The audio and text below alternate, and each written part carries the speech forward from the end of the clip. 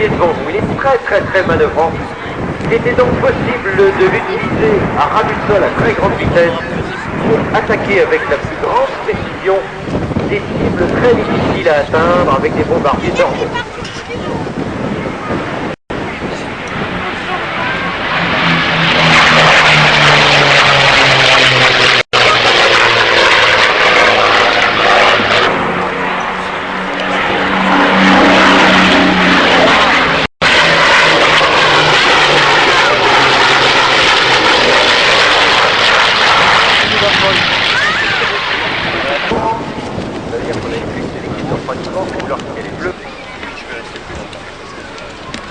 Xavier, petit message personnel, je suis Frédéric 14, j'aimerais que tu me rejoignes le plus rapidement possible, s'il te plaît.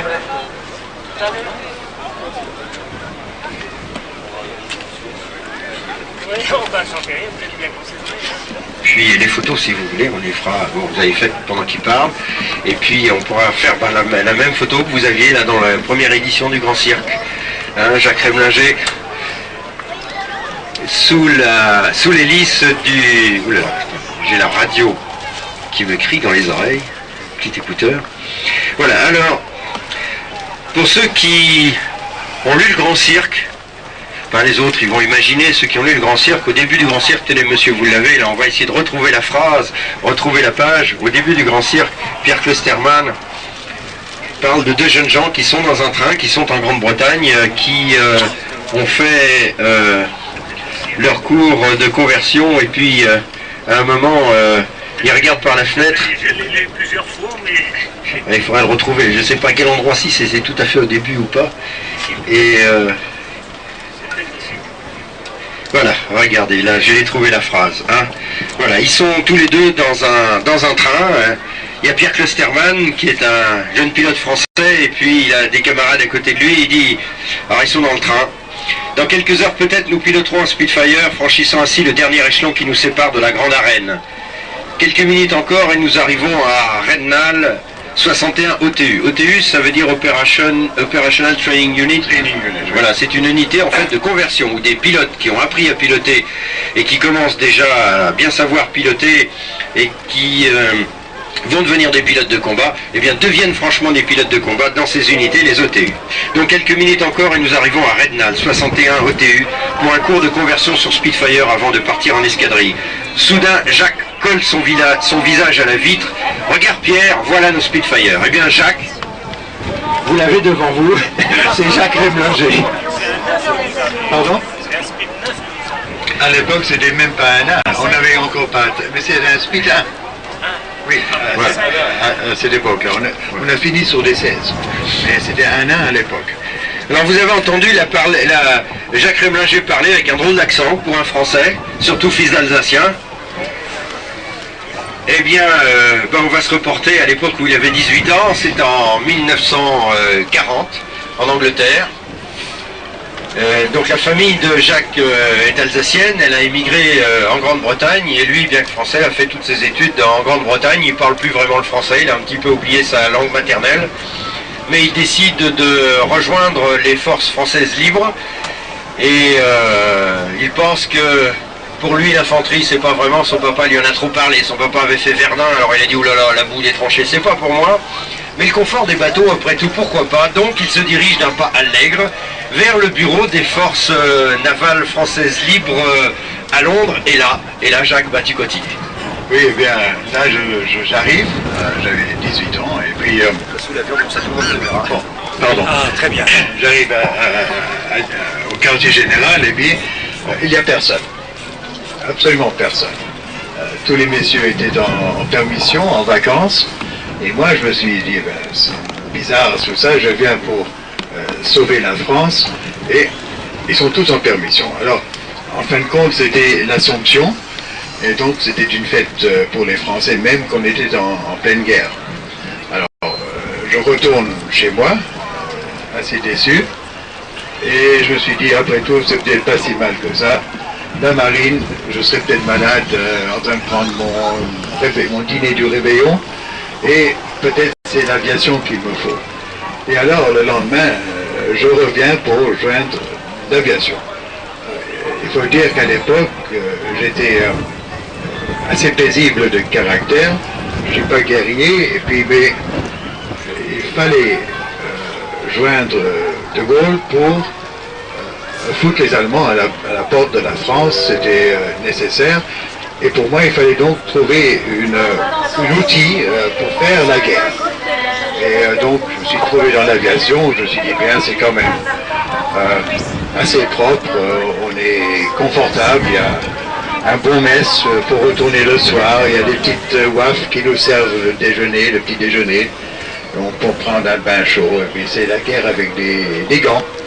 Alors, voilà. Je traduis de temps en temps les WAF, un WAAF, c'est les Women Auxiliary Air Force. C'est ça. C'est-à-dire qu'en Angleterre, on estimait que les femmes étaient absolument incapables de faire la guerre, mais elles pouvaient servir ces messieurs. En fait, elles faisaient tout un tas de travaux annexes, elles ont fait très très grands services, elles conduisaient les camions, et puis elles ne servaient pas seulement à table, mais enfin c'est vrai qu'elles avaient 18 ans elles aussi, donc elles ne pouvaient que geler. Exactement, elles nous donnaient du moral. Voilà. Donc tu décides de... Tiens, regarde un petit peu les gens par là, oui, aussi, pardon. Donc tu décides de rentrer dans la Royal Air Force, et là tu aurais pu être n'importe quoi, mais tu as préféré être pilote de chasse, pourquoi? Eh bien parce que l'aviation, j'étais pas Saint-Exupéry, je rentre là-dedans à défaut d'autres choses, et je ne voulais pas avoir la responsabilité surtout d'un équipage dans mes mains. Je ne savais pas si j'allais être bon pilote ou pas, et je préférais être seul, et puis ça irait bien ou ça n'irait pas si bien, mais je serais le seul qui serait pris par cette affaire-là. Et en fin de compte, c'était un très bon choix parce que on a retrouvé, c'était tous des jeunes de 19 ans à 22 ans, des commandants de 23 ans, des colonels de 24-5 ans, qui remplaçaient les professionnels qui repartaient dans les bureaux parce que l'aviation grandissait tellement vite qu'il fallait des officiers de carrière pour mener ça. Alors nous, on restait tous des volontaires, des jeunes qui... On n'avait aucune discipline de militaire de carrière parce que la promotion, c'était pas pour nous, ça nous était égal, et on voulait juste faire la guerre en avion, et puis ensuite on était des amateurs sur le sol, et puis on trouvait beaucoup de liens entre nous, on rigolait, et puis le temps passait mieux comme ça. Ce que tu dis confirme ce que m'avait dit un pilote français qui lui s'était engagé aussi dans les forces aériennes françaises libres et qui m'a dit, vous savez, De Gaulle, moi je m'en foutais complètement, je savais pas qui c'était, et moi je faisais la guerre pour faire du sport. Oui, moi c'est ce qui m'attirait, c'était le côté sportif du pilote de chasse. Ça c'est un petit oui, peu la même chose. Oui, mais j'aurais jamais dit ça parce que pour moi, De Gaulle représentait l'honneur de la France. Et à 18 ans, il est adolescent, mon père m'avait toujours fait penser à l'armée française, la glorieuse armée. Comme ça on entendra moins le bruit du vent. Si on regarde un petit peu les gens par là, ils pourraient voir aussi. Voilà. Alors, on entend, oui, c'est vrai. Oui. Alors on avait pensé à l'armée française, cette glorieuse armée, et puis tout d'un coup, il n'y a rien qui reste, et comme adolescent, c'est un grand choc. Tout ce qu'on croit dedans a disparu. Et De Gaulle, il a été la seule voix qui s'est levée contre tout le monde. Et la grandeur peut-être de Gaulle, si on peut dire, c'est que c'était un dur, tout le monde se bagarrait avec lui. Lui, il n'était pas facile, mais avec rien dans ses mains, avec aucun atout, il maintenait, par se bagarrant avec Churchill et Roosevelt, il forçait les autres à garder la France au premier plan. Tandis qu'on aurait pu être réduit au plan des Tchèques, des Polonais, des Italiens, comme une puissance tierce, n'est-ce pas? Mais lui, il a dit non, c'est la France, c'est à notre tradition, et il a gardé la France au premier rang, donc pour nous c'était un très grand patriote. N'empêche que un jour, je venais de joindre, on nous a envoyés au camp de Camberley, où on apprenait à marcher au pas. Ça ne sert pas grand-chose aux pilotes, mais il fallait le faire. Et un jour, il y a De Gaulle qui s'amène avec toute la média, pour faire un peu de pub, pour essayer de rallier je sais pas, le Congo, le Tchad, tous les autres qui étaient par là-bas. Et puis, il descendait la ligne des nouveaux recrues. Et au premier, il disait, et vous, mon gars, qu'est-ce que vous avez fait? Comment êtes-vous arrivé pour me rejoindre? Et le gars en question, il disait, moi, mon général, j'ai rampé à travers la France pendant 3 mois, la nuit, dans les fossés, tout ça. Je me suis caché dans la journée. J'ai grimpé les Pyrénées. Je suis arrivé en Espagne. J'ai été pris prisonnier à Miranda. Je me suis échappé. Me voilà à votre ordre, mon général.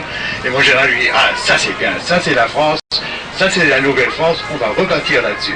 Et il continue au deuxième, et le deuxième lui disait, moi mon général, oui j'ai sauté du Cap Griné, je suis venu à la nage, je suis un peu fatigué, mais à vos ordres mon général, je suis là. C'est bien, c'est ça la France. Et le troisième, Hébert et Goudard, il disait, ben nous avons volé un avion à Carpiquet, on est arrivé, on a amené un avion avec nous voilà mon général, c'est super, voilà, c'est ça la France. Alors, ça montait, il arrive vers moi. Avant d'arriver à toi, on va parler de Goudard rapidement, je crois qu'il vit toujours, et qu'il parle de Carpiquet, c'est l'aérodrome de Caen. C'est ça. Et Goudard et un de ses amis, ils ont piqué un avion aux Allemands, ils ont piqué un avion d'entraînement. Ils ont décollé et ils sont allés se poser en Grande-Bretagne, avec un avion avec des croix noires. Et alors quand ils sont arrivés, ils ont cherché un champ, ils ont trouvé un champ qui était pas mal. Alors ils se sont posés là-dessus. Et puis ils ont vu arriver des Anglais fous furieux avec des mitraillettes, des mitrailleuses qui leur criaient de pas bouger, etc., qui pouvaient d'ailleurs à juste titre penser qu'il s'agissait d'Allemands. Mais ces Anglais, au lieu d'arriver vers l'avion, ils ont fait tout le tour, puis ils sont arrivés par un chemin assez bizarre. Ils ont fait mettre les mains en l'air aux gars, et puis les gars se sont expliqués, on est français, les Anglais ont dit on verra bien. Ils les ont mis d'ailleurs pendant 4 mois, pas en prison, mais dans un établissement carcéral pour vérifier que c'était pas des espions. Mais en fait, ils avaient fait le détour pour venir à l'avion, c'est tout simplement ils avaient un petit bunker d'entraînement, ils s'étaient posés dans un champ de mine. Exactement. Alors, voilà, donc le général de Gaulle... Ça c'était la compagnie dans laquelle je me trouvais, n'est-ce pas? La compagnie héroïque dans laquelle ils sont, littéralement héroïque. Héroïque, hein. Alors il s'amène vers moi et dit, et vous, qu'est-ce que vous avez fait? Alors tout le monde s'attendait à une grande chose, et j'ai dit, j'ai pris le métro. Alors, à ce moment-là, je regardais, il n'était plus là, ça n'intéressait pas du tout, et puis il était parti ailleurs. Donc c'était ma première rencontre avec le général. Alors on peut peut-être passer avec, on va évoquer des bribes de souvenirs un petit peu comme ça, parce que le jour où tu auras fini d'écrire tes mémoires, on va se ruer sur le bouquin tous. Alors pour l'instant, on va prendre des bribes de souvenirs. Parle-nous un petit peu de la première fois que tu as vu des Tiger Moth en école de pilotage. Tu arrives en école de pilotage et là il y a un spectacle qui est pour le moins enthousiasmant pour de futurs pilotes. Tiens, on va le faire en regardant un petit peu les gens de ce côté-là. Donc tu arrives sur cette base pour apprendre à piloter parce que tu ne sais pas piloter.